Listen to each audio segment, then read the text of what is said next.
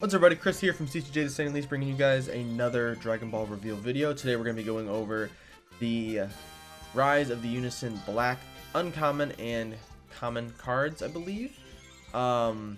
This just says Uncommon, so we're going to have to look. Maybe they decided not to release all the commons, or maybe they did that yesterday. I don't remember. It was not yesterday. Oh yeah, Common card from the set. So yeah, just the Uncommon cards today.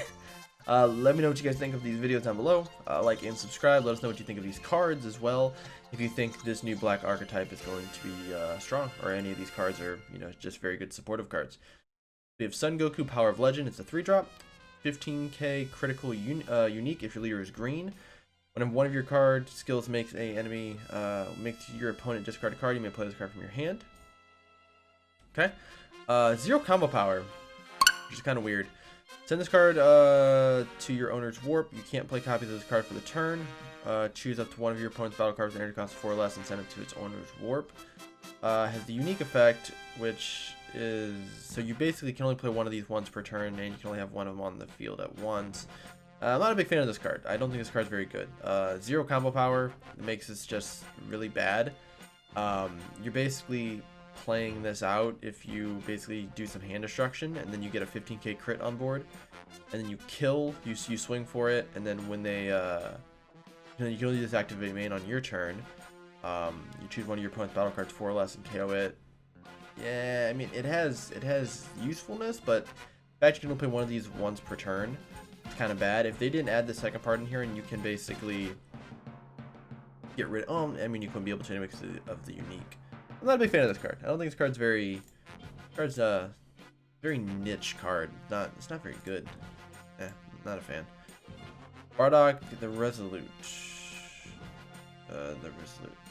Has 0 count. Okay. Double strike, 15k. Unique if your leader is red. Oh, I see what they're doing. Okay. When your opponent's life is added to their hand or place and drop here by a skill, you can place a card from your hand. Activate when your opponent activates counter skill. Okay. So these just look like they're just adding splash support for different colors, different archetypes. And they're probably all going to have 0 combo power. Oh, maybe it's just this one. That's weird. Why is it just these two? Mira, Faithful Servant. Activate main if you don't have any battle cards in play, play this card from your hand. Okay. Activate main, 3 skillless, or 3 colorless. I don't know why I say skillless sometimes. Choose up to 1 Mira with an energy cost of 5 from your hand and play on top of this card. Okay. So this is a way to basically play out Mira Self-Reclamation, I think is what it's called. It's a 5-drop Mira that goes into the 7-drop Miras. This is kind of cool. Okay.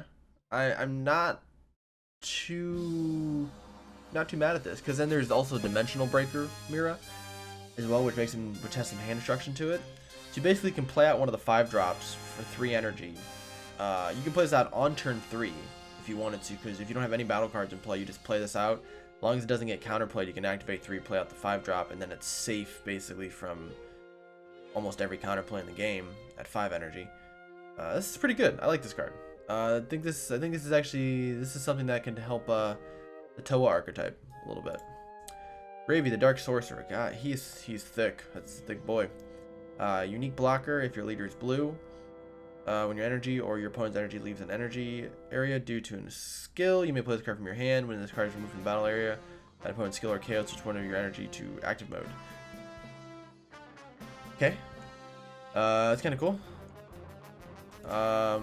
Poutine, the Dark Sorcerer. If your leader is yellow, when an opponent's battle card switches to rest mode by one of your card skills, play the card from your hand. When your opponent plays a battle card using a skill or activate the counter skill, choose up to one of your opponent's battle cards switches to rest mode. Okay, it's cool. I like how so these black cards are just all, except for the Mira, they're just all supportive of just the other color archetypes. So it's cool because you can basically they're just splashing black in these other decks. Which is interesting, but it's like we're not getting any black support. This is the only card that has black support, but this other stuff doesn't work with black, the actual archetype itself. So this is interesting. Time Bullet, 2-drop. Counterplay. If you have a unison card in play, if the battle card being played has energy cost of 2 or less, it is placed in its owner's warp instead of being played. So this is basically the 2-drop version of Black Kamehameha, which can only be activated at 4 life, which is kind of a bad thing. It's the only real counterplay that Black has. Board clear.